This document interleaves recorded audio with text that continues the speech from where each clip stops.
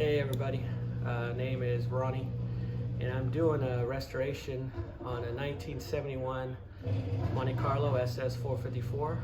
I'm doing a frame off. Already started here. I've got the body off the car. If we take a look at the frame here, I had everything media blasted and powder coated. Everything's brand new. Steering gearbox, if we can take a look here, I had this rebuilt.